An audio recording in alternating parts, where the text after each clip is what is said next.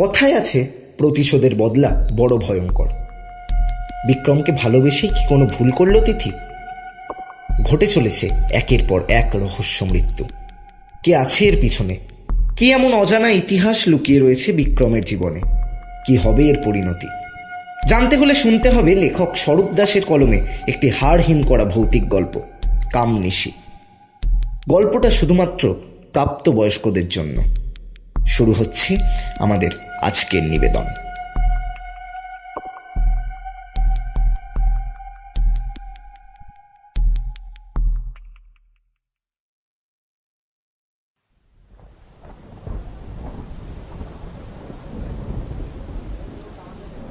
বাইরে মুষলধারে বৃষ্টি হচ্ছে। তিথি কলেজের লম্বা বারান্দায় দাঁড়িয়ে বৃষ্টি থামার অপেক্ষা করছে। বৃষ্টি থামলে সে বাড়ি যাবে। কলেজের আরও অনেক ছাত্রছাত্রী বারান্দায় দাঁড়িয়ে বৃষ্টি থামার অপেক্ষা করছে। কলেজ ছুটি হয়ে গেছে।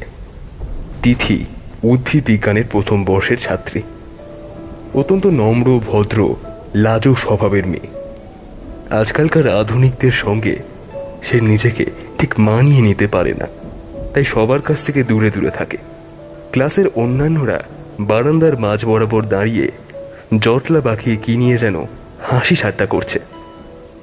তিথি বারান্দার এক মাথায় চুপচাপ একা দাঁড়িয়ে রয়েছে। তিথিদের ক্লাসে তার মতো আরও একজন আছে। সেও তিথির মতো বারান্দার অন্য প্রান্তে একা দাঁড়িয়ে রয়েছে।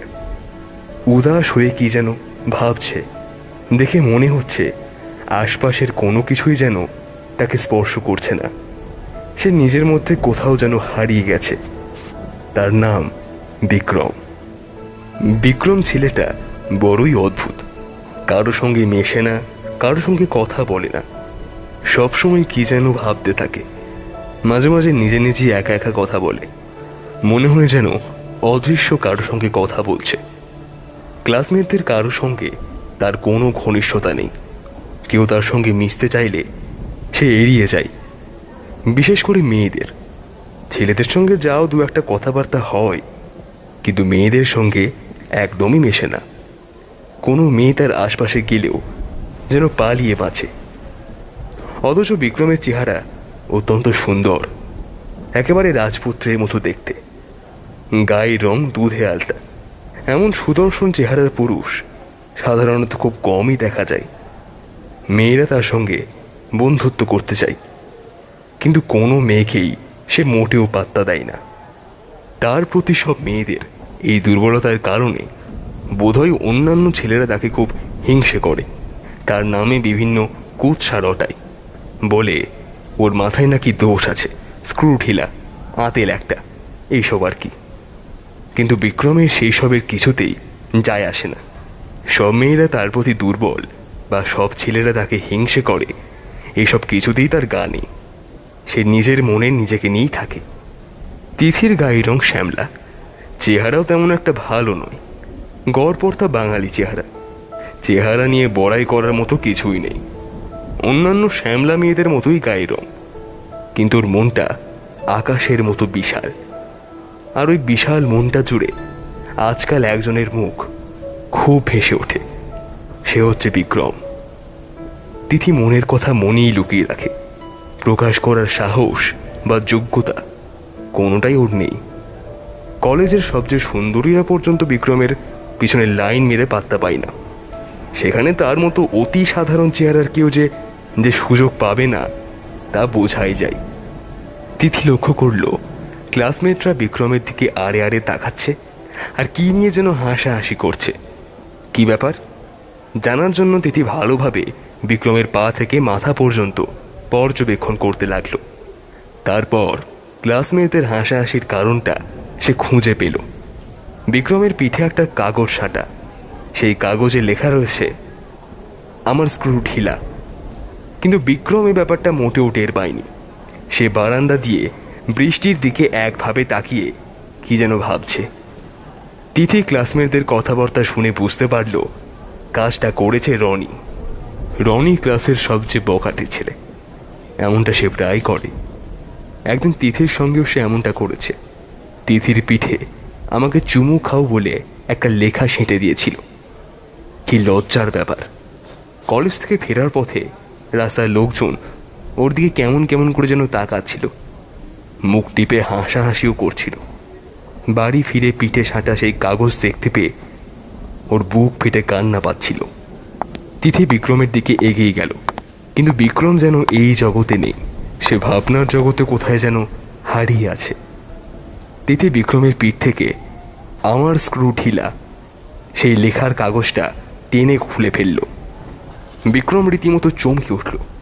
সে পেছনে ঘুরে তিথিকে দেখে থতমতো গলায় বলে উঠল, কি ব্যাপার, তুমি আমার পিঠে হাত রাখলে কেন?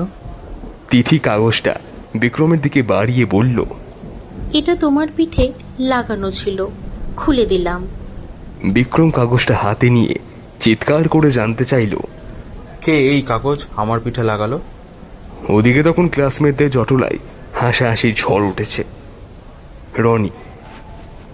বিক্রম রনির সামনে গিয়ে থমথমে গলায় বলল, এটা তুমি কেন করলে? রনি তেরা গলায় বলে উঠল, ইচ্ছে হয়েছে, করেছি। কাগজে কি কোনো ভুল লেখা হয়েছে? বিক্রম কঠিন গলায় ধমকে উঠল, এমনটা তুমি প্রায় করেছো। কি পেয়েছো? বাথরুমের দেওয়ালেও আমার ব্যঙ্গাত্মক ছবি এঁকে রেখেছো। কলেজের বাথরুমের দেওয়ালে ইটের টুকরো দিয়ে রনি বিক্রমের একটা ব্যঙ্গাত্মক ছবি এঁকে রেখেছে। ছবিটা ঠিক এমন। বিক্রম সাধারণত চশমা চোখে মাথা নুইয়ে যেভাবে চলাফেরা করে ঠিক তেমন, শুধু বিক্রমের পরনে কোনো পোশাক নেই। বিক্রম দু হাতে তার লজ্জাস্থান চেপে ধরে যাচ্ছে। পেছনে কয়েকটা মেয়ে দাঁড়ানো, মেয়েগুলো ওড়নায় মুখ চেপে হাসাহাসি করছে। ছবির নিচে লেখা, নেংটু মশাইকে কি চিনতে পারছেন? আমাদের স্ক্রু ঢিলা বিক্রম। রনি বেপরোয়া গলায় বলল, ইচ্ছে হয়েছে, এঁকেছি, আরও আঁকবো। তুই কি করবি আমার? বিক্রম শান্ত গলায় বলল, আমি প্রিন্সিপাল স্যারকে জানাবো। রনি রেগে গিয়ে প্রচণ্ড জোরে বিক্রমের বুকের ওপর একটা ধাক্কা মেরে বলল, যা গিয়ে জানা তোর প্রিন্সিপাল বাপকে। বিক্রম ছিটকে গিয়ে পড়ল বারান্দার মেঝেতে। তিথি ছুটে গিয়ে বিক্রমকে ধরে ওঠালো। উঠে দাঁড়িয়ে বিক্রম কিছুক্ষণ এক দৃষ্টিতে রনির দিকে তাকিয়ে রইল। তারপর বারান্দা থেকে নেমে বৃষ্টির মধ্যে ভিজতে ভিজতে কলেজ কম্পাউন্ড থেকে বেরিয়ে চলে গেল।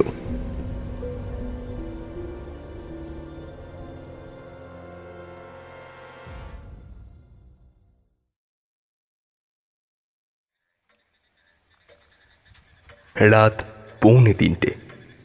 রনি তার শোবার ঘরে মাত্র বিছানায় শুয়েছে। এতক্ষণ সে ইন্টারনেটে চ্যাটিং করায় ব্যস্ত ছিল। তার চ্যাটিং করা মানে বন্ধুবান্ধব, পরিচিত অপরিচিতদের ফেসবুকে অশ্লীল নোংরা ছবি পোস্ট করা। ঘর অন্ধকার।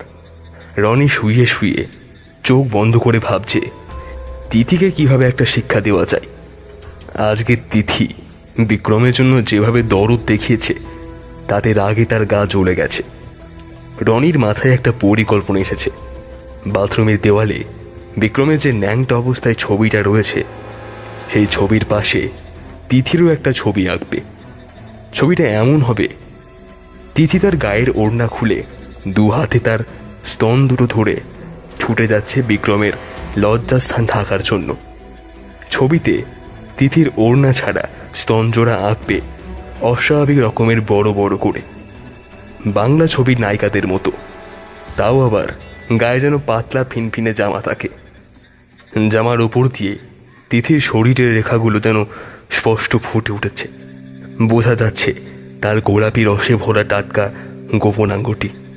যেন একবার তিথিকে কাছে ফেলে রনি তার শক্ত পুরুষাঙ্গটি এক চাপে ঢুকিয়ে দেবে তিথির সেই গোলাপি রসে ভরা নরম যৌনাঙ্গের ভিতর।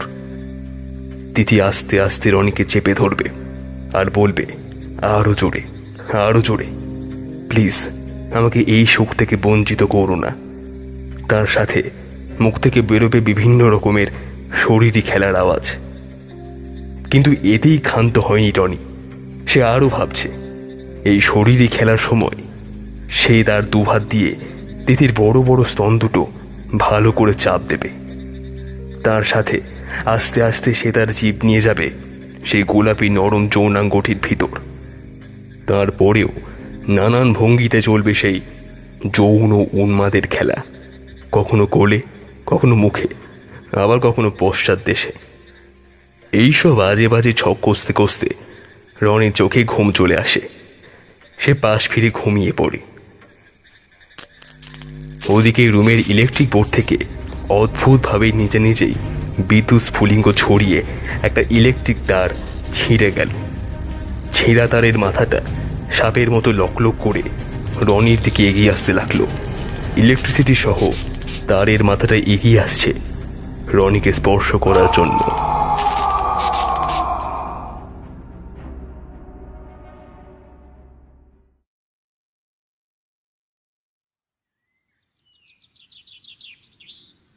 বিদ্যুৎ স্পৃষ্ট হয়ে রনির মৃত্যুতে তার ক্লাসমেটদের মধ্যে শোকের ছায়া নেমে আসে। সবাই খুব কষ্ট পায়। সমবয়সী কেউ মারা গেলে মন খারাপ হওয়াটাই স্বাভাবিক। 3 মাস পর, রনির মৃত্যুর পর প্রায় 3 মাস কেটে গেছে। তিথিদের ক্লাসে অন্য কলেজ থেকে ট্রান্সফার হয়ে নতুন একটা মেয়ে এসেছে।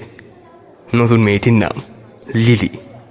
লিলির সাজ পোশাক খুবই উগ্র, কথাবার্তা আর আচরণে ওভার স্মার্ট, বেপরোয়া স্বভাব, বলা যায় উচ্ছৃঙ্খল একটি মেয়ে। প্রথম দেখাতেই সে বিক্রমের প্রেমে পড়ে যায়। কিন্তু অন্য সবার মতোই বিক্রম তাকে মোটেও পাত্তা দিচ্ছে না। এদিকে লিলিও নাছরবান্ধা। সারাক্ষণই সে বিক্রমের পেছনে আঠার মতো লেগে থাকে। কলেজের লাইব্রেরি রুম। বিক্রম লাইব্রেরি রুমে এক কোণে টেবিলে বসে গভীর মনোযোগে কি একটা বই পড়ছে। অন্যান্য টেবিলে আরও বেশ কয়েকজন ছাত্রছাত্রী রয়েছে। তিথিও একটা টেবিলে বসে রয়েছে। তিথির আজ বাড়ি ফেরার তাড়া ছিল, কিন্তু এরপরও ও লাইব্রেরিতে পড়ে আছে শুধুমাত্র বিক্রমের জন্য। বিক্রম যতক্ষণ থাকবে সেও থাকবে, দূর থেকে মন ভরে বিক্রমকে দেখবে। আজকাল এক মুহূর্তের জন্য বিক্রমকে চোখের আড়াল হতে ইচ্ছে করে না। তার ইচ্ছে করে সারাক্ষণ বিক্রমের কাছাকাছি থাকতে। কলেজ শেষে বিক্রম যখন চলে যায়, সেও মুখ ভার করে বাড়ির পথ ধরে। তখন তার বুক ফেটে কান্না পায়। বুকের ভিতরটা শূন্যতায় যেন ছেয়ে যায়। মনে মনে শুরু হয় অপেক্ষার পালা। আগামীকাল কখন আবার কলেজ এসে বিক্রমকে সে দেখতে পাবে। তিথি কাউকে এসব বুঝতে দেয় না। লাইব্রেরি রুমে লিলিও আছে। সেও আড়ে আড়ে বিক্রমের দিকে তাকাচ্ছে আর নিজের মনে মনে মুচকি হাসছে। তিথি ব্যাপারটা লক্ষ্য করেছে। লিলিকে দেখে মনে হচ্ছে তার মনের ভিতরে কিছু একটা দুষ্ট বুদ্ধি খেলা করছে। হঠাৎ লিলি চেয়ার ছেড়ে উঠে বিক্রমের টেবিলের দিকে এগিয়ে গেল। তারপর বিক্রমের একেবারে পাশ ঘেঁষে দাঁড়ালো। ব্যাপারটা বিক্রম মোটেও টের পায়নি। সে বইয়ের মধ্যে ডুবে আছে। এরপর লিলি অকল্পনীয় একটা কাজ করল। সে ঝুঁকে পড়ে চপ করে বিক্রমের গালে একটা চুমু খেল। এই ঘটনায় বিক্রম আকস্মিকভাবে চমকে লাফিয়ে উঠল। আর একটু হলেই হয়তো চেয়ার থেকে সে উল্টে পড়ে যেত। কিছুক্ষণ ভ্যাবাচেকা খেয়ে লিলির দিকে বিক্রম তাকিয়ে রইল। পরক্ষণেই হাত দিয়ে গালের চুমু দেওয়া স্থানটা মুছতে মুছতে হুঙ্কার দিয়ে বলে উঠল, এটা তুমি কি করলে? কি করলে এটা? রাগে এবং লজ্জায় বিক্রমের সমস্ত মুখ লাল হয়ে গেছে। লিলি হাসতে হাসতে বলল, তোমার লজ্জা ভাঙালাম, এবার তুমিও আমায় একটা চুমু খাও। এই বলে বিক্রমের সামনে মুখ বাড়িয়ে ধরল। বিক্রম রাগে তোঁতলাতে তোঁতলাতে বলল, তোমার মতো অসভ্য বেহায়া মেয়ে জীবনও দেখিনি। বলে সে আর এক মুহূর্ত সেখানে দাঁড়ালো না। ঝড়ের বিকেল লাইব্রেরি রুম থেকে বেরিয়ে গেল সে। লিলি সমস্ত শরীর দুলিয়ে খলখল করে হাসতে হাসতে নিজে নিজেই বলল, একদিন তোমাকে ঠিক বাগে আনবো আমি। লিলির এই কাণ্ড দেখে তিথির মাথায় রক্ত উঠে গেছে। খুব ইচ্ছে করছে লিলির ওপর ঝাঁপিয়ে পড়ে দু হাতে লিলির গলা চেপে ধরতে, কিন্তু তার মতো লাজুক একটা মেয়ের পক্ষে সেটা সম্ভব নয়।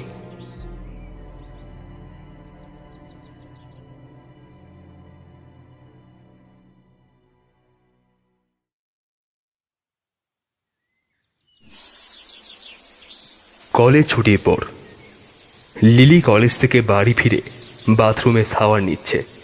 হিমশীতল জলের ধারার পরশে আরামে তার চোখ দুটো বুজে এসেছে।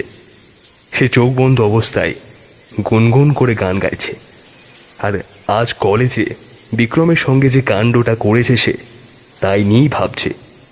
সে আরও ভাবছে, যদি এই সময় বিক্রম তার দুধের মতো সাদা স্তন দুটিতে চুমু খেত, বা তার কামনার জ্বালায় লাল হয়ে যাওয়া গোপনাঙ্গে আলতো করে হাতের ছোঁয়া দিত, বা আরও কত কি। এইসব ভাবতে ভাবতে হঠাৎ লিলির আজ কলেজে বিক্রমের ভ্যাবাচাকা খাওয়া মুখের কথাটা মনে পড়ে যায়। নিঃশব্দে সে মুখ টিপে টিপে হেসে ওঠে। এরই মধ্যে নিঃশব্দে বাথরুমের ভিতর আরও একটা অদ্ভুত কাণ্ড ঘটছে। লিলির বন্ধ চোখের সামনে দেওয়াল ফুঁড়ে হঠাৎ দুটো ভৌতিক হাত আস্তে আস্তে বেরিয়ে আসছে লিলির গলার দিকে। হাত দুটোতে ছোপ ছোপ কালো দাগে ভরা, মোটা মোটা গাঁটযুক্ত অস্বাভাবিক লম্বা লম্বা আঙুল। আঙুলের মাথায় পাখির ঠোঁটের মতো সামান্য বাঁকানো তীক্ষ্ণ লম্বা নখ। হাত দুটো ক্রমেই লম্বা হয়ে এগিয়ে আসছে লিলির গলা লক্ষ্য করে। এখনই পাশবিক নিষ্ঠুরতায় লিলির গলা চেপে ধরবে, তারপর তীক্ষ্ণ নখগুলো দিয়ে এফোর ওপর করে ফেলবে লিলির গলা। রক্তে ভেসে যাবে তার সমস্ত শরীর। দম বন্ধ হয়ে আসা লিলি কাটা মুরগির মতো ছটফট করতে করতে ধীরে ধীরে নিস্তেজ হয়ে যাবে। তাতেও ক্ষান্ত হবে না তার হাত দুটো। চেপে ধরা গলা ছেড়ে দুটো হাতে দুটো তীক্ষ্ণ নখযুক্ত আঙুল লিলির ঠোঁটের দুই কোণা দিয়ে মুখের ভিতর ঢুকিয়ে আসরিক শক্তিতে লতি পর্যন্ত চিড়ে ফেলবে। আর ঘটল তাই।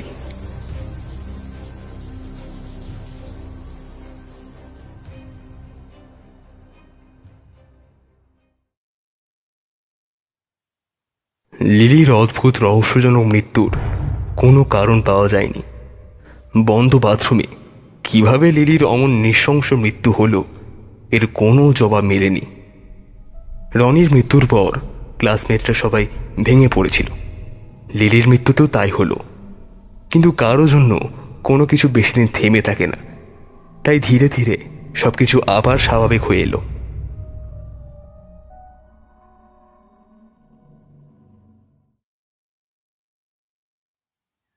এক সপ্তাহ পর মুখুজ্জে স্যারের ক্লাস চলছে। মুখুজ্জে স্যার অত্যন্ত রকচড়া স্বভাবের। তার ক্লাসে কাউকে অমনোযোগী দেখলে তিনি অসম্ভব ক্ষেপে যান। তাই ছাত্রছাত্রীরা সবাই তার ক্লাসে খুব শান্তশিষ্ট হয়ে বসে থাকে। বিক্রম ক্লাসের একেবারে পিছনের বেঞ্চে বসে। বেঞ্চে সে একাই। তার আশেপাশে আজ কেউ বসে নেই। সে ভীত চোখে বারবার তার পাশের বেঞ্চে খালি জায়গাটার দিকে তাকাচ্ছে। ব্যাপারটা মুখুজ্জে স্যারের চোখ এড়ায়নি। তিনি কিছু বলছেন না, কারণ তিনি জানেন যে বিক্রমের কিছু মানসিক সমস্যা রয়েছে।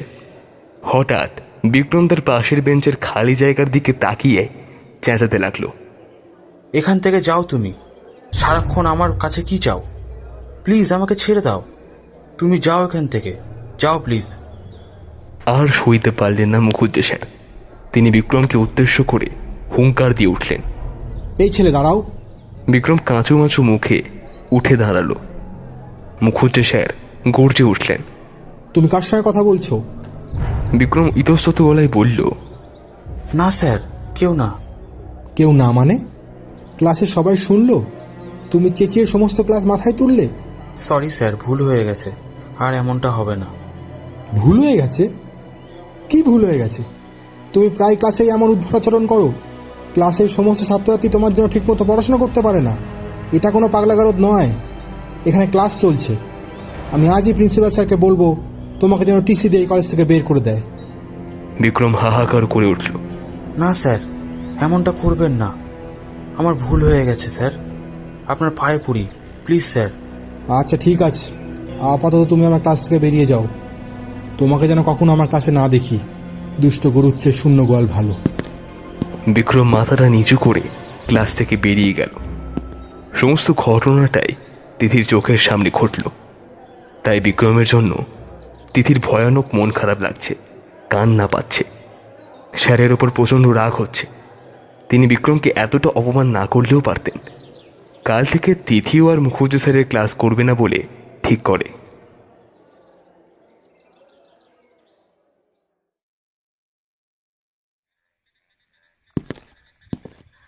রাত 12:15। বন্ধুর বাড়ি থেকে নিমন্ত্রণ খেয়ে বাড়ি ফিরছেন মুখুজ্জে স্যার। রাস্তাঘাট খাঁ খাঁ করছে। আশপাশে কেমন যেন ফাঁকা ফাঁকা, জনমানব শূন্য। তবে কিছু দূরে দু একটা বাড়ি চোখে পড়ছে, কিন্তু তাদেরও আলো আজ নিভে গেছে। ল্যাম্পপোস্টের মরা আলোই পথ চলার একমাত্র সম্বল। তাও আবার বেশ কয়েকটা ল্যাম্পপোস্টের আলো আজকে জ্বলছে না। রাস্তায় একটাও খালি রিক্সা বা কোনো যানবাহনের দেখা মিলছে না। পায়ে হেঁটেই ফিরতে হচ্ছে মুখুজ্জে স্যারকে। হঠাৎ বড় রাস্তার মোড় ঘুরতেই মুখুজ্জে স্যার লক্ষ্য করলেন একটা কুকুর তার পিছু নিয়েছে। বিশাল আকৃতির কালো রঙের একটা কুকুর। কুকুরটার মুখ দিয়ে লালা ঝরছে, গলা দিয়ে বেরোচ্ছে ঘর ঘর শব্দ। কুকুরটা নির্দিষ্ট দূরত্ব বজায় রেখে মুখুজ্জে স্যারের পিছু পিছু আসছে। কিন্তু ব্যাপারটা মুখুজ্জে স্যারের মোটেও ভালো লাগছে না। ভয়ে তার হাত পা কেমন যেন ঠান্ডা হয়ে আসছে। বুকের ভেতরটা ঠিপ ঠিপ করছে। কি করবেন ভেবে পাচ্ছেন না। দৌড়ে পালাবেন? না, সেটা করা ঠিক হবে না। কুকুরের সামনে কখনো ছুটতে নেই।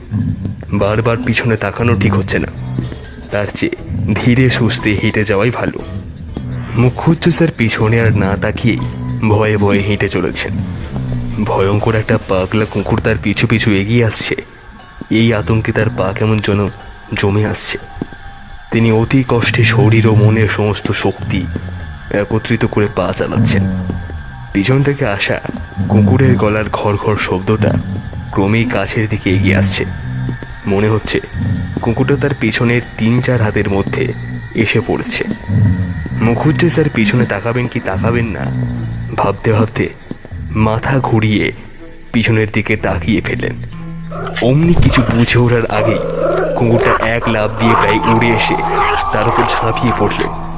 তারপর গলায় কামড় বসিয়ে রাস্তায় চিৎ করে ফেলে মুহূর্তের মধ্যে শ্বাসনালীটা এক কামড়ে টেনে ছিঁড়ে ফেললেন।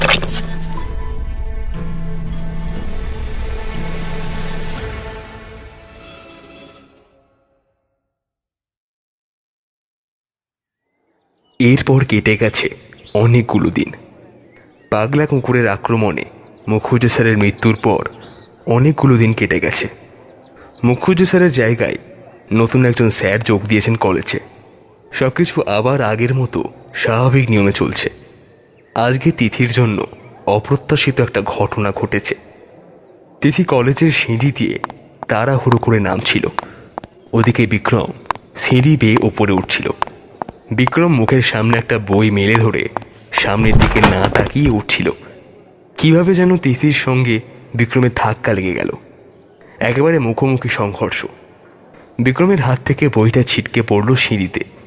তিথিও হুমড়িকে পড়তেই যাচ্ছিল, কিন্তু তার আগেই বিক্রম নিজেকে সামলে নিয়ে তিথিকে দুহাতে আগলে ধরে। নির্ঘাত সিঁড়ি থেকে পড়ে সাংঘাতিক কিছু ঘটা থেকে তিথিকে রক্ষা করে বিক্রম। প্রাথমিক হতবিহ্বল অবস্থা কাটিয়ে উঠে তিথি যখন নিজেকে আবিষ্কার করে, তখন সে বিক্রমের দুহাতে আগলে ধরা অবস্থায়। তিথির সমস্ত শরীরে যেন শিহরণের ঢেউ খেলে যায়। কয়েক মুহূর্তের ঘটনা। বিক্রম সঙ্গে সঙ্গে তিথিকে ছেড়ে দেয়। তারপর অপ্রস্তুত গলায় বলে ওঠে, সরি। তিথিও থতমত গলায় বলে, ভুলটা আমারই। কিভাবে যে তোমার গায়ের উপর এসে পড়লাম। বিক্রম বলে, না না, তোমার কোনো ভুল নেই। আমি তো বই মেলে ধরে সামনে না তাকিয়ে উঠছিলাম। তিথি ঝট করে নুইয়ে বিক্রমের হাত থেকে পড়ে যাওয়া বইটা সিঁড়ির ওপর থেকে তুলে বইটা বিক্রমের দিকে বাড়িয়ে লাজু গলায় বলে, তোমার কোথাও ব্যথা লাগেনি তো? বিক্রম বইটা হাতে নেওয়ার সময় বলে, না, আমার কোথাও ব্যথা লাগেনি। ঘটনা এটুকুই। এরপর তিথি নিচে নেমে আসে। বিক্রম সিঁড়ি বেয়ে উপরে উঠে যায়। কিন্তু এতেই তিথির মনের ভিতর ঝড় বয়ে যায়। কেমন এক অদ্ভুত অনুভূতিতে ছেয়ে যাচ্ছে সমস্ত তনু মন। সেই থেকে মাথার ভিতর ঝিমঝিম করছে, বুকের ভেতরটা অকারণেই ধুকফুক করছে। বিক্রমের স্পর্শের কথা কিছুতেই সে মাথা থেকে তাড়াতে পারছে না। মুহূর্তটা যেন বারবার ফিরে ফিরে আসছে। সেই মুহূর্তে বিক্রম কত কাছে ছিল তার। বিক্রমের গায়ের পুরুষালী ঘ্রাণটা পর্যন্ত নাকি তিথির এসে লেগেছে। তার সাথে পুরুষালী হাতের ছোঁয়াটাও লেগেছে তার স্তনে।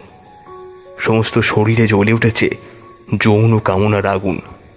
এইসব ভাবতে ভাবতে তিথি তাদের বাড়ির ছাদের রেলিংয়ে পা ঝুলিয়ে বসেছিল।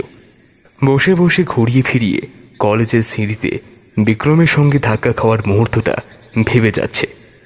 এইদিকে কখন যে সন্ধ্যা থেকে রাত ঘনিয়ে এসেছে তার তখন কিছুই মাথায় নেই। হঠাৎ করেই তিথি চমকে উঠল। মনে হলো তার ঘাড়ের পিছনে কেউ যেন এসে দাঁড়িয়েছে, ঘাড়ের উপরে আস্তে আস্তে গরম নিঃশ্বাস ফেলছে।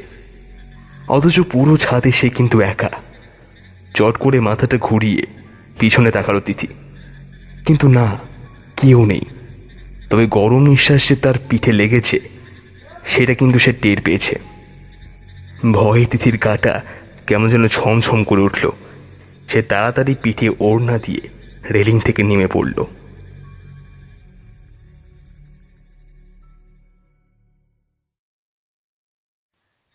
পরের দিন তিথি পড়ার টেবিলে পড়তে বসেছে। সে ছাড়া আজ তাদের বাড়িতে আর কেউ নেই। বিকেলে তিথির দাদা তাদের মাকে ডাক্তার দেখাতে নিয়ে গেছেন। কয়েকদিন ধরে মায়ের শরীরটা বড্ড খারাপ যাচ্ছে। এইদিকে বৌদিও বাড়িতে নেই, বাচ্চা কাচ্চা নিয়ে বাবার বাড়ি বেড়াতে গিয়েছে। আজকে তিথির পড়ায় মন বসছে না। ঘুরে ফিরে কলেজের সিঁড়িতে বিক্রমের সঙ্গে ধাক্কা লাগার মুহূর্তটা শুধু মনে পড়তে যাচ্ছে। সেই মুহূর্তে বিক্রম পলকহীন চোখে তার চোখের দিকে তাকিয়েছিল। সেও এক দৃষ্টিতে চেয়েছিল বিক্রমের দিকে। কয়েক মুহূর্তের জন্য চোখে চোখ রেখেছিল দুজনে। অথচ তিথির কাছে মনে হচ্ছে চোখে চোখ রেখে যেন কয়েক যুগ কাটিয়েছে। তিথি চেয়ার ছেড়ে উঠে ড্রেসিং টেবিলের সামনে গিয়ে দাঁড়ালো। তারপর আয়নায় নিজেকে সে দেখতে লাগলো। তার চোখ দুটি সুন্দর, টানা টানা মায়া কাড়া। বিক্রম কি আজ তার এই চোখের দিকে তাকিয়ে একটুও বুঝতে পারিনি সে যে বিক্রমকে কতটা ভালোবাসে? বুঝতে পারিনি বিক্রমের জন্য সে যে ভিতরে ভিতরে শেষ হয়ে যাচ্ছে। সে ছাড়া তার এই শরীরে খিদে সে অন্য কাউকে মেটাতে দেবে না। একমাত্র তার কাছেই সে বিলিয়ে দেবে তার ভরা যৌবন। তারপর শুরু হবে দুজনের উন্মাদের মতো একে অপরের খিদে মেটানোর চাহিদা। কখনো স্তন, কখনো আবার যৌনাঙ্গে প্রবেশ করবে রূপের শক্ত পুরুষালী লিঙ্গটা। সেই যন্ত্রণায় চিল্লিয়ে চিল্লিয়ে মুখ দিয়ে বেরোবে বিভিন্ন ধরনের যৌন তৃপ্তির আওয়াজ। তারপর একসময় মিটে যাবে তার কোনোদিন না পাওয়া ভরা যৌবন। এইসব ভাবতে ভাবতে হঠাৎ তিথির বুকটা ধক করে উঠল। আয়নায় দেখল তার পিছনে কালো লম্বা ছায়ামূর্তির মতো কি যেন একটা দাঁড়িয়ে রয়েছে। সে ঝট করে মাথা ঘুরিয়ে পিছনে তাকালো। না, কেউ তো নেই। তার আর আয়নায় নিজেকে দেখার সাহস হলো না। যদি আবার সেই কালো ছায়াটাকে দেখতে পাই। তিথি আবার গিয়ে পড়ার টেবিলে বসল। আর ঠিক তখনই যেন রুমের ভিতরে ঝড় উঠল। খোলা জানলার কপাট দরাম করে ভয়ঙ্কর শব্দে বন্ধ হয়ে গেল। তিথি আচমকা ভয়তে একেবারে কেঁপে উঠল। পরক্ষণেই জানলার কপাট দুটো সে আবার খুলে দিল। আর সঙ্গে সঙ্গে ঘরে ছোট বড় সব রকমের জিনিসপত্র উড়ে উড়ে মেঝেতে পড়তে লাগলো। সেলফ থেকে বই, আলনা থেকে জামা কাপড়, ড্রেসিং টেবিলের উপরে স্নো পাউডার, লিপস্টিক সহ বিভিন্ন প্রসাধনের কৌটো, টেবিলের উপরের কাঁচের জগগ্লাস, দেওয়ালে ঝোলানো ক্যালেন্ডার, দেওয়াল ঘড়ি, সব কিছু। হঠাৎ করেই ভারী ফুলদানিটা ঢিলের মতো তিথির দিকে ছুটে এলো, কিন্তু একটুর জন্য তাকে পাশ কাটিয়ে মেঝেতে পড়ে সেটা ভেঙে চৌচির হয়ে গেল। এক পর্যায়ে সিলিং ফ্যানটা খুলে পড়ে গেল। একটুর জন্য তিথির গায়ে পড়ল না। রুমের বাল্বটা বিকট শব্দে বাস্ট হয়ে গেল। চোখের পলকেই অন্ধকারে ডুবে গেল পুরো রুম। তিথি আতঙ্কে শুরু থেকে সমানে চিৎকার করতে করতে শেষে জ্ঞান হারিয়ে লুটিয়ে পড়ল মেঝেতে।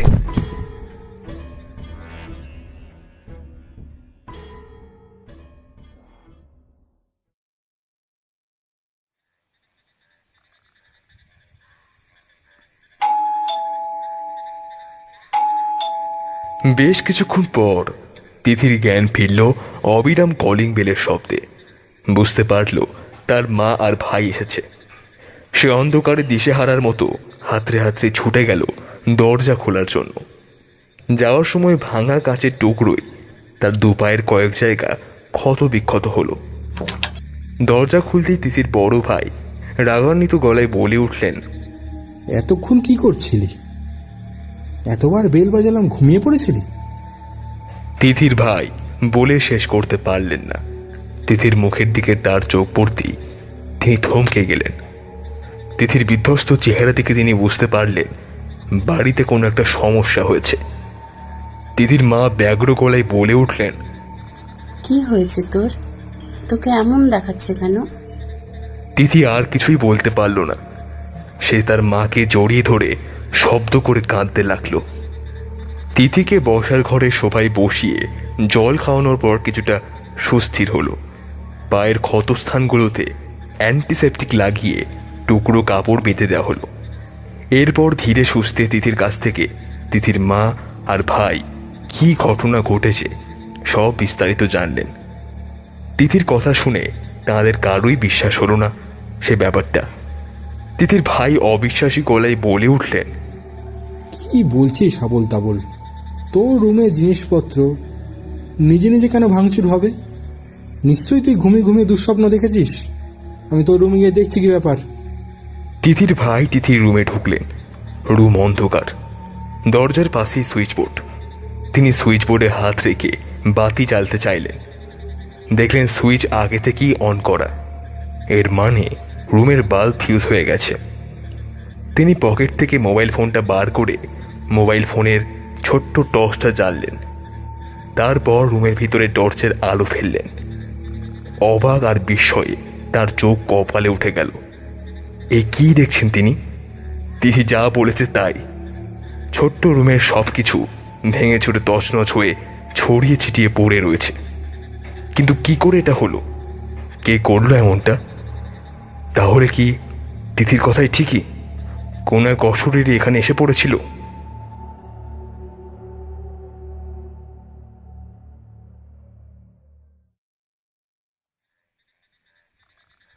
তিথির ভাই একটা নতুন বাল্ব এনে রুমে লাগিয়ে জেলে দিলেন। ভীত পায়ে তিথি আর তিথির মাও এসেছে। সবাই বিস্মিত চোখে সমস্ত রুমটা পর্যবেক্ষণ করছে। রুমের একটা কিছু পর্যন্ত অক্ষত অবস্থায় নেই, যেন ভয়ঙ্কর তাণ্ডব লীলা হয়ে গেছে। একসময় তাদের তিনজনের চোখ পড়ল ড্রেসিং টেবিলের আয়নার দিকে। আয়নায় কিছু একটা লেখা রয়েছে। লাল রঙের লিপস্টিক দিয়ে কাঁচে লেখা রয়েছে, তোর ভাগ্যটা অনেক ভালো, তাই তুই আজ আমার হাত থেকে বেঁচে গেলি। তোর গলার ওই তাবিজটার জন্য তোকে আজ মারতে পারলাম না, কিন্তু ওই তাবিজ তোকে কতদিন রক্ষা করবে। সময় থাকতে থাকতে নিজেকে শুধরে নে, বিক্রমকে ভুলে যা। তা না হলে তোরও পরিণতি হবে তোদের ক্লাসের রনি, লিলি আর মুখুজ্জে স্যারের মতো। আমি তোকে মারবই। কোনো কিছুই তোকে রক্ষা করতে পারবে না। বিক্রম শুধুই আমার। আমি বিক্রমের প্রেয়সী, ওর একমাত্র প্রেয়সী। আমি ছাড়া ওকে কেউ কোনোদিনও পাবে না, কোনোদিনও না।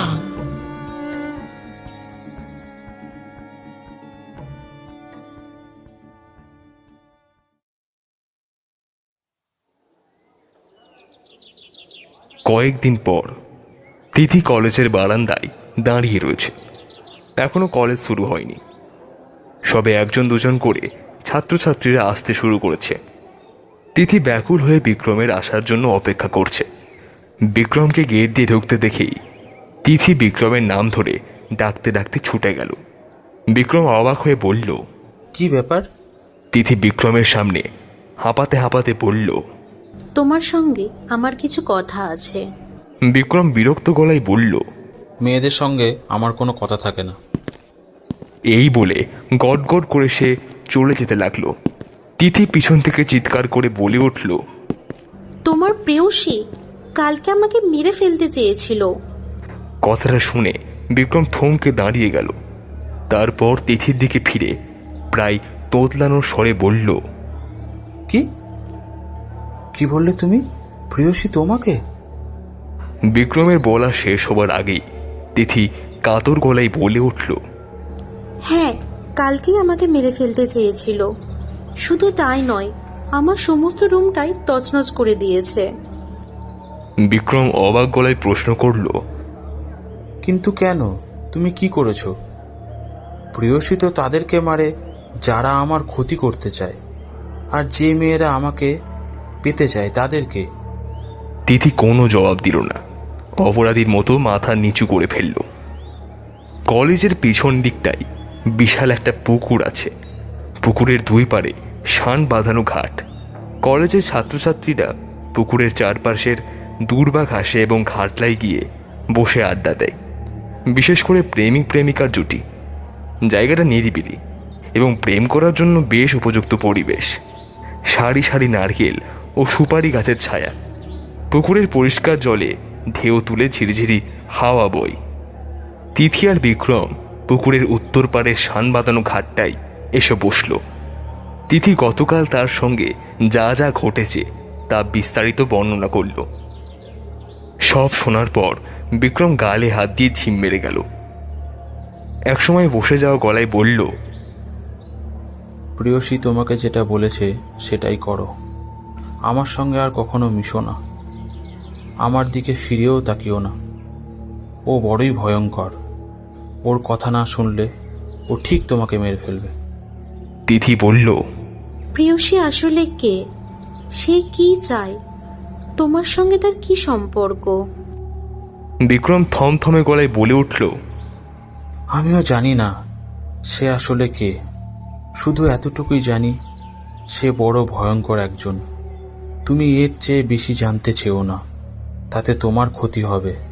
ও তোমাকেও মেরে ফেলবে। তিথি মরিয়া গলায় বলে উঠল, না, আমাকে জানতেই হবে। কালকে তো আমাকে মেরে ফেলতেই চেয়েছিল। ভাগ্যক্রমে বেঁচে গেছি। আমার আবার কিসের মৃত্যুর ভয়? তোমার সঙ্গে তার কি সম্পর্ক সেটা আমাকে জানতেই হবে। বিক্রম চটে যাওয়া গলায় বলে উঠল, শোনো তাহলে, এতই যখন শুনতে চাইছো। তখন আমার বয়স 10 কি 11। মা আমাকে আমাদের নিজেদের গাড়িতে প্রতিদিন স্কুলে নিয়ে যেতেন, আবার স্কুল শেষে নিয়ে আসতেন। আমার বাবা খুবই ধনী একজন ব্যবসায়ী ছিলেন। সে যাই হোক, একদিন স্কুল থেকে ফেরার পথে গাড়ি জ্যামে আটকে পড়লে দেখি বাচ্চা একটা ছেলে অনেকগুলো বকুল ফুলের মালা হাতে ছুটে ছুটে প্রত্যেকটা গাড়ির কাছে যাচ্ছে বিক্রির উদ্দেশ্যে। আমার একটা মালা কেনার খুব শখ জাগে। মায়ের কাছে বায়না ধরি। মা গাড়ির জানলাটা নামিয়ে ছেলেটাকে ডাকেন। ছেলেটা যথারীতি আমাদের গাড়ির কাছে ছুটে আসে। তারপর মা একটা মালা কিনে আমার হাতে দেন। আমি মালাটা হাতে নিয়ে মুগ্ধ হয়ে যাই। কি সুন্দর মন মাতানো গন্ধ। সারা পথ গন্ধ শুকতে শুকতে বাড়ি ফিরি। বাড়ি ফিরে মালাটা পড়ার টেবিলের ওপর রাখি, যেন পড়তে বসেও সুন্দর গন্ধটা পাই। 3-4 দিন পর দেখি মালাটা থেকে আর গন্ধ বেরোচ্ছে না। মালার ফুলগুলো শুকিয়ে গেছে, আর ফুলগুলোতে ছাড় পোকার মতো এক ধরনের ছোট ছোট পোকা ধরেছে। আমি মালাটা খোলা জানলা দিয়ে ছুঁড়ে ফেলে দিই। তখন প্রায় রাত 11:15। কিছুক্ষণ পরই মা এসে আমাকে ঘুম পাড়িয়ে দিয়ে যান। গভীর রাতে ঘুমানোর মধ্যে আমি টের পাই কেউ হিমশীতল ঠান্ডা একটা হাত আমার গায়ে বোলাচ্ছে। আমি চমকে ঘুম থেকে জেগে উঠি। ঘরে ডিমবাতি জ্বলছিল। ডিমবাতির অস্পষ্ট আলোতে দেখতে পাই আমার বিছানার পাশে একটা নারী মূর্তি বসে আছে। প্রথমে ভাবি বোধহয় মা। ভালোভাবে লক্ষ্য করে দেখি মা নন, ভয়ঙ্কর চেহারার একটা নারী। লম্বাটে মুখমণ্ডল, অস্বাভাবিক লম্বা টিয়া ঠোঁটের মতো বাঁকানো নাক, বিড়ালের চোখের মতো জলজলে পুঁতি পুঁতি চোখ, ফোলা ফোলা ঠোঁট। মাথা ভর্তি কোঁকড়ানো জঙ্গুলে চুল, গা থেকে বেরোচ্ছে মরা পচা বিশ্রী দুর্গন্ধ। আমি প্রচণ্ড আতকে চিৎকার দিয়ে উঠতে চাই, কিন্তু অমনি মোটা মোটা গাঁটযুক্ত লম্বা আঙুল দিয়ে আমার ঠোঁটটা চেপে ধরে নিঃশব্দে হেসে ওঠে। কি ভয়ঙ্কর সেই হাসি! আমার শির দ্বারা বেয়ে নেমে যায় হিমশীতল করা এক ভয়। তারপর হিস হিস করে কথা বলে ওঠে সেই নারী মূর্তি।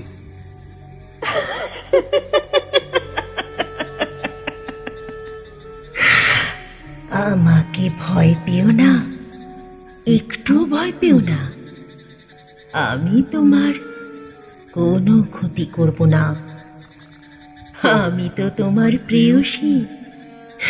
কাল রাতে বকুল ফুলের মালা পরিয়ে তুমি আমাকে তোমার প্রেয়সী করে নিয়েছো যে।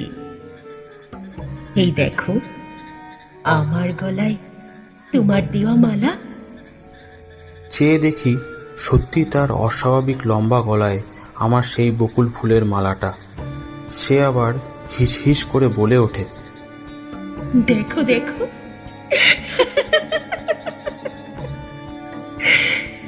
তুমি যখন জানলা দিয়ে এই মালাটা ছুঁড়ে ফেললে, মালাটা গিয়ে সোজা আমার গলায় পড়ে।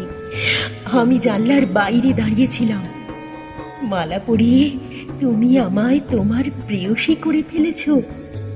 এখন থেকে আমি সব সময় ছায়ার মতো তোমার সঙ্গে সঙ্গে থাকবো। আমার কথা তুমি কাউকে বলো না, তোমার বাবা মা কেউ না। তারা জানলে ওঝা ডেকে আমাকে তাড়াতে চাইবে। তোমাকে ছেড়ে আমি কোথাও যেতে চাই না। দরকার পড়লে তোমার বাবা মাকেও আমি মেরে ফেলবো। এই বলে সে আমার চোখের উপর হাত রাখে, আর অমনি আমি ঘুমিয়ে পড়ি।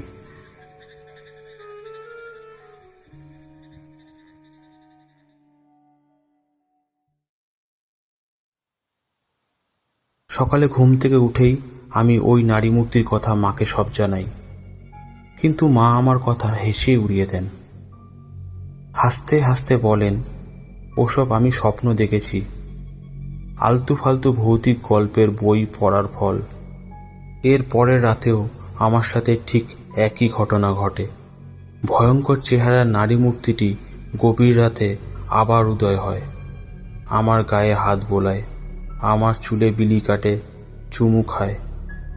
আমি ভয়ে চুপসে থাকি। সকালে ঘুম থেকে জাগার পর আবার মাকে জানাই। মা এবার হাসতে হাসতে বাবাকেও জানান, তোমার ছেলের ওপর নাকি একটা পেতনি ভর করেছে। পেতনিটা প্রতি রাতে এসে তোমার ছেলেকে আদর করে, চুমু খায়। বাবা মা দুজনেই ব্যাপারটা হাসির তামাশার বিষয় হিসাবে নেন। কেউ আমার কথা বিশ্বাস করে না। ওইদিকে রাতের পর রাত আমার সঙ্গে একই ঘটনা ঘটতে থাকে। এক রাতে মা আমাকে ঘুম পাড়িয়ে দিয়ে যাবার সময় ভুল করে তার চুল আঁচড়ানোর চিরুনিটা আমার রুমে ফেলে যান। মাঝরাতে মা ওটা নিতে আবার আমার রুমে আসেন, আর রুমে এসেই তিনি দেখতে পান আমার শরীরের পাশেই সেই ভয়ঙ্কর নারী মূর্তিকে। এটা দেখার পর মা অসম্ভব ভয় পেয়ে যায়। তারপর বিকট শব্দে চিৎকার করে ওঠে। সঙ্গে সঙ্গে সেই বিভীষিকাটা মুহূর্তে বিছানা ছেড়ে লাফ দিয়ে মায়ের উপর চড়াও হয়। প্রচণ্ড আক্রোশে মায়ের গলা চেপে ধরে, তারপর এক ঝটকায় ঘাড়টা ভেঙে ফেলে। মট করে ঘাড় ভাঙার শব্দ হয়। মায়ের নাক মুখ দিয়ে গলগল করে রক্ত বেরোতে থাকে। বাবাও মায়ের চিৎকার শুনে ঘরে ছুটে আসেন। তিনিও মায়ের গলা চেপে ধরা অবস্থায় ওই ভয়ঙ্কর বিভীষিকাটাকে দেখতে পান। বাবা বিস্ফোরিত চোখে হতভম্বের মতো তাকিয়ে থাকেন সেই দিকে। এরপর সেই ভয়ঙ্কর চেহারার নারী মূর্তিটা মাকে ছেড়ে দিয়ে তার উপর ঝাঁপিয়ে পড়ে। মায়ের দেহটা লুটিয়ে পড়ে মেঝেতে। আমি বুঝতে পারি ওটা এখন বাবাকে মেরে ফেলবে। আমার চোখের সামনে নারী মূর্তিটি বাবা মা দুজনকেই মেরে ফেলে। সকালে পুলিশ এসে বাবা মায়ের লাশ উদ্ধার করে নিয়ে যায়। পোস্টমর্টেম রিপোর্টে বাবা মা দুজনের ক্ষেত্রেই উল্লেখ করে অতি বলবান কেউ ঘাড় মুটকে ঘাড়ের ভার্টেব্রা নামের হাড় ভেঙে হত্যা করেছে। তখনকার পেপার পত্রিকায় এ নিয়ে অনেক লেখালেখিও হয়। ব্যবসায়ী দম্পতির রহস্যজনক মৃত্যু, একই সঙ্গে স্বামী স্ত্রীর রহস্য মৃত্যু, এইসব শিরোনামে লোকাল থানার একজন ওসি তদন্তের ভার পান। তদন্ত করতে গিয়ে ওসি সাহেবের তীর এসে পড়ে আমার ওপর। তিনি আমাকেই বাবা মায়ের খুনি হিসাবে ভাবতে শুরু করেন। আমি 10-11 বছরের একটা বাচ্চা ছেলে, এর বড়। বিদেশে নাকি এমন অনেক ঘটনা ঘটেছে, 10-11 বছরের বাচ্চা নাকি বাবা মা বা যে কাউকে খুন করে ফেলেছে। এ ধরনের বাচ্চারা নাকি ভয়ঙ্কর মানসিক রোগী হয়ে থাকে। এদের গায়ে হঠাৎ হঠাৎ অসম্ভব আসুরিক শক্তি এসে ভর করে। তখন তারা যে কাউকে হত্যা করার মতো সাংঘাতিক কিছু ঘটিয়ে ফেলতে পারে। ওসি সাহেব জেরায় জেরায় আমাকে জর্জরিত করেন। আমি বারবার প্রেয়সী নামের নারীমূর্তির কথা বলি, কিন্তু তিনি আমার কথা বিশ্বাস করেন না। তিনি আমাকে সাইকিয়াট্রিস্টের কাছেও নিয়ে যান। সাইকিয়াট্রিস্ট আমাকে বিভিন্ন উল্টো পাল্টা প্রশ্ন করেন। ওদিকে আমাকে এভাবে হয়রানি করায় প্রেয়সী ক্ষেপে ওঠে। এক রাতে রোড অ্যাক্সিডেন্টে ওসি সাহেবের মৃত্যু হয়। ওসি সাহেবের মৃত্যুর পর তদন্ত আর তেমন একটা এগোয় না। পুলিশ তদন্তের রিপোর্ট দিয়ে দেয়। তদন্তের রিপোর্টে বলা হয় ব্যবসায়িক শত্রুতার জেরে পূর্ব পরিকল্পনা মোতাবেক বাইরে থেকে কয়েকজন লোক এসে সেই রাতে ঘরে ঢুকে এ হত্যাকাণ্ড ঘটায়।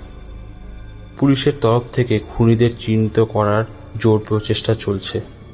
পুলিশের আরও অনেক অমীমাংসিত কেসের মতো আমার বাবা মার কেসও একসময় ফাইলবন্দি হয়ে যায়। আমি তখন নাবালক বলে আমার কাকা কোর্টের মাধ্যমে আমার অভিভাবকত্ব নিতে চান, কিন্তু কোর্টের রায় ঘোষণার আগেই কাকা তার বাড়ির ছাদ থেকে পড়ে মারা যান। কাকার মৃত্যুর পর আমার এক মাসি আমার দায়িত্ব নিতে চান। সেই রাতেই তিনি কোনো কারণ ছাড়াই গলায় ফাঁস দিয়ে আত্মহত্যা করেন। এরপর আর কোনো আত্মীয় স্বজন আমার দায়িত্ব নিতে আগ্রহ দেখায় না। আমি বুঝতে পারি অ্যাক্সিডেন্টে ওসি সাহেবের মৃত্যু, ছাদ থেকে পড়ে কাকার মৃত্যু, গলায় ফাঁস দিয়ে আত্মহত্যা করে মাসির মৃত্যু, এই সব কিছুর পেছনে প্রেয়সীর হাত রয়েছে। ডাইনিটা আমার পাশে কাউকে থাকতে দেবে না, শুধু নিজেই থাকবে আর আমাকে তার যৌনদাসী বানাবে। শেষ পর্যন্ত আমি ডাইনিটার নিয়ন্ত্রণেই একা একা বড় হতে থাকি। সে আমার সব ধরনের সুবিধা অসুবিধা দেখে, আমাকে বিপদ আপদ থেকে রক্ষা করে। আমি যা করতে চাই তাই করতে দেয়। পড়াশোনা চালিয়ে যেতে চেয়েছি, বাধা দেয়নি। শুধু কোনো মেয়ে আমার সঙ্গে বন্ধুত্ব করতে চাইলে তাকে মেরে ফেলে, অথবা যে কেউ আমার সামান্যতম ক্ষতি করতে চাইলে তাকেও মেরে ফেলে। এভাবে ধীরে ধীরে আমি পূর্ণবয়স্ক হয়ে উঠি। পূর্ণবয়স্ক হয়ে ওঠার পর থেকে প্রতি রাতে সে আমাকে শুধুমাত্র আদর করে চুমু খেয়ে চুলে বিলি কেটে আর সারা গায়ে হাত বুলিয়েই রেহাই দিতে চায় না। সে আমার সঙ্গে শারীরিকভাবে মিলিত হতে চায়। সে চায় আমি প্রতি রাতে তার সাথে যৌন খেলায় লিপ্ত হই, তার সুন্দর স্তন দুটো দুহাতে ধরে চাপ দিই, তার যোনির ভিতর নিজের সদ্য পূর্ণবয়স্ক হওয়ার লিঙ্গটি প্রবেশ করাই, আর প্রেয়সীর এতদিনের শারীরিক জ্বালা মিটাই। কিন্তু আমি কিভাবে নিজেকে রক্ষা করে এসেছি তা কাউকে বলে বোঝাতে পারবো না। বলতে বলতে বিক্রমের গলা ধরে এলো আর চোখ দুটো ভিজে উঠল। তিথি বলে উঠল, একটা কাজ করলে কেমন হয়? তিথির বলা শেষ হওয়ার আগেই বিক্রম ভেজা চোখ তুলে মরিয়া গলায় বলে উঠল, কি কাজ? তিথি তার গলায় ঝোলানো রূপার মাদুলির তাবিজটা দেখিয়ে বলতে লাগলো, এই তাবিজটা তারাত নামে এক তান্ত্রিক বাবা দিয়েছিল। আমি ছেলেবেলায় খুব ভয় পেতাম। ভয়ঙ্কর ভয়ঙ্কর স্বপ্ন দেখে ঘুমের মধ্যে চিৎকার দিয়ে উঠতাম। আমাদের এক আত্মীয়া মাকে পরামর্শ দেন আমাকে তারানাথ তান্ত্রিকের কাছে নিয়ে যাওয়ার। সেই তান্ত্রিক বাবা আমাকে এই তাবিজটা দেন। তাবিজটা দিয়ে বলেছিলেন, মা, এই তাবিজ যতদিন তোর গলায় থাকবে তোর কাছে জিন ভূত কোনো কিছুই আর ঘেঁষতে পারবে না। তুই আর দুঃস্বপ্ন দেখবি না। খারাপ কিছু অশুভ শক্তি বাচ্চাদের ভয়ঙ্কর ভয়ঙ্কর স্বপ্ন দেখিয়ে ভয় দেখায়। কিন্তু সত্যি এই তাবিজটা পড়ার পর থেকে আমি আর কখনোই দুঃস্বপ্ন দেখিনি। গতকাল পেয়সী ডাইনিটাও আমাকে মারতে পারিনি এই তাবিজটার কারণে। চলো তোমাকেও নিয়ে যায় সেই তান্ত্রিক বাবার কাছে। নিশ্চয়ই তিনি ডাইনিটার হাত থেকে তোমাকে রক্ষা করতে পারবেন।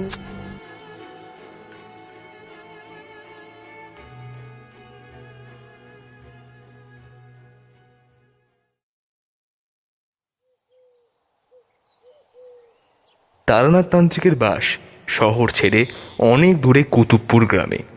ছোট্ট একটা কুঁড়ে ঘরে তিনি থাকেন। অশীতিপর বৃদ্ধ, চুল দাড়ি সব কিছুই কাশ ফুলের মতো ধবধবে সাদা। রোগা হাড় চিরচিরে শরীর, পিঠটা ধনুকের মতো বেঁকে নুয়ে গেছে। কথা বলেন অস্পষ্ট জড়ানো গলায়, ভাঙা ভাঙা উচ্চারণে। এখন চোখেও ঠিকমতো দেখতে পান না। চৈত্র মাসের গরমেও তিনি গায়ে একটা লাল বস্ত্র জড়িয়ে পদ্মাসন ভঙ্গিতে কুঁজো হয়ে বসে রয়েছেন। বিক্রম আর তিথি হাঁটু মুড়ে তার সামনে বসে। তিথি প্রেয়সী নামে সেই ভয়ঙ্কর নারী মূর্তি সম্পর্কে তার কাছে সব কিছু বর্ণনা করল। বিক্রম অসহায় মুখ করে মাথা নুয়ে বসে রইল। সব শোনা হয়ে গেলে তারানাথ বিক্রমের উদ্দেশ্যে বললেন, আর দেখি বাবাজি, তোমার ডান হাতটা আমার দিকে মেলে ধরো তো। বিক্রম ডান হাতটা বাড়িয়ে মেলে ধরল। তারানাথ চাদরের নিচ থেকে তার রোগা শীর্ণ রকজাগা একটা হাত বার করে বিক্রমের মেলে ধরা হাতের উপর রাখলেন। তারপর কয়েক মুহূর্ত ইলেকট্রিক শক খাওয়ার মতো চমকে উঠে বিক্রমের হাত থেকে নিজের হাতটা সরিয়ে আবার চাদরের নিচে গুটিয়ে নিলেন। সেই সঙ্গে প্রচণ্ড কাশতে শুরু করলেন। কাশির দমকে দমকে যেন বুকের ভেতরে বাঁশি বাজছে। কাশির বেগ কমে এলে তারানাথ বলতে লাগলেন, তোমার উপর যে নারী মূর্তি ভর করেছে সেটা অনেক শক্তিশালী এক কামনিশীর আত্মা। এতদিনে সে তোমার উপর এমন ভাবে দখল নিয়েছে যে তাকে তাড়ানোর ক্ষমতা কারো নেই। সারা দুনিয়ার কোনো পীর ফকির তান্ত্রিক আর তাকে তাড়াতে পারবে না, যদি না সে নিজে থেকে তোমাকে মুক্তি দেয়।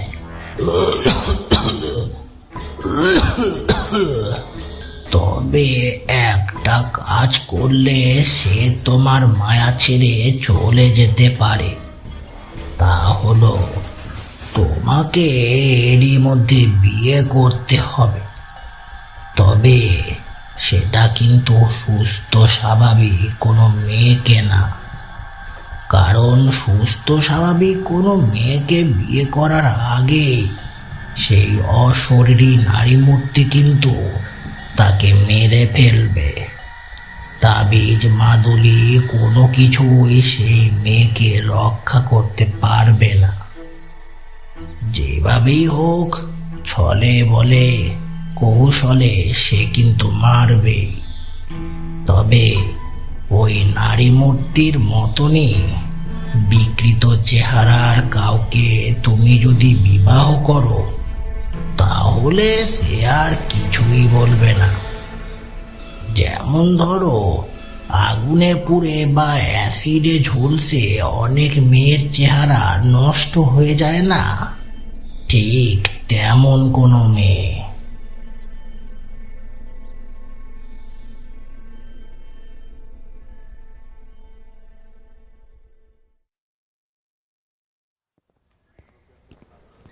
বেশ কিছুদিন পর তিথি এই মুহূর্তে হাসপাতালের বার্ন ইউনিটের বেডে পড়ে রয়েছে।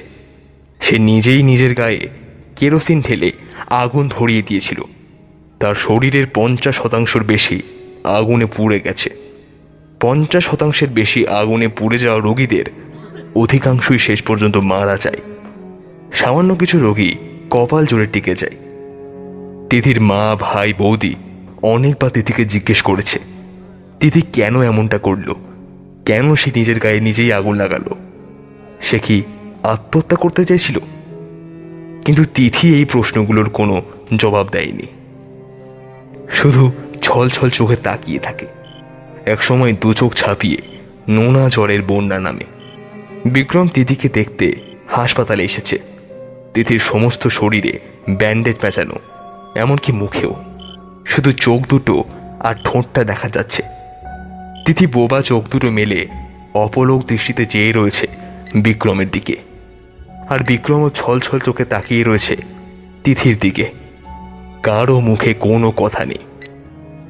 কিছুক্ষণ সময় কেটে যাওয়ার পর এক পর্যায়ে গিয়ে বিক্রম বাষ্পরুদ্ধ গলায় বলে উঠল, এত ভালোবাসলে তুমি আমাকে, এত ভালোবাসা কি করে এতদিন নিজের মধ্যে লুকিয়ে রাখলে? কাউকে একটিবারের জন্য বুঝতে দিলে না, এমনকি আমাকেও না। কথাগুলো বলতে বলতে বিক্রম তিথির ব্যান্ডেজে মোড়ানো হাতটা নিজের গালের উপরে রাখল। তারপর আবার বলতে লাগলো, জানো তিথি, আমি সঙ্গে করে কাকে নিয়ে এসেছি? আমি সঙ্গে করে একজন পুরোহিত নিয়ে এসেছি। তিনি বারান্দায় অপেক্ষা করছেন। আমি তোমাকে এখানে এই মুহূর্তেই বিয়ে করতে চাই।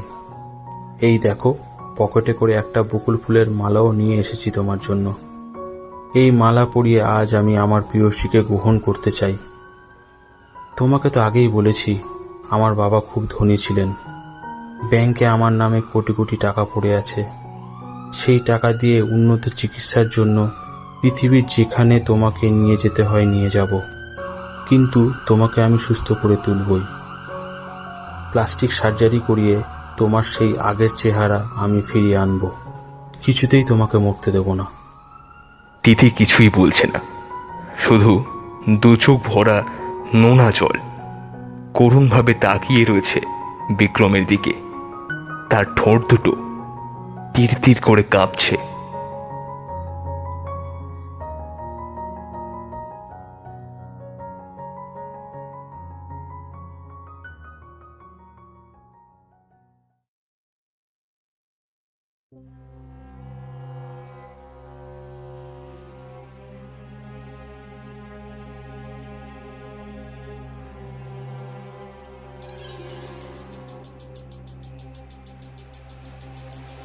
শুনছিলেন লেখক স্বরূপ দাসের কলমে কামনিশি গল্পটি। আজকে গল্প পাঠে ছিল দিগন্ত। বিভিন্ন চরিত্রে সৌরভ, সায়ন্তী, শিবনাথ, কল্পনা, মৃন্ময়, ঝিনুক, স্বরূপ এবং তনিমা। স্ক্রিপ্টিং এবং পোস্টার ডিজাইনে রূপ, শব্দগ্রহণ এবং এডিটিংয়ে 62 FPS স্টুডিও। গল্পের সূত্রধর আমি ময়ূক। গল্পটি ভালো লেগে থাকলে চ্যানেলটিকে সাবস্ক্রাইব করে পাশে থাকা বেল আইকনটা প্রেস করে রাখবেন। আবার ফিরে আসবো আমরা 38A বিচউড স্ট্রিট।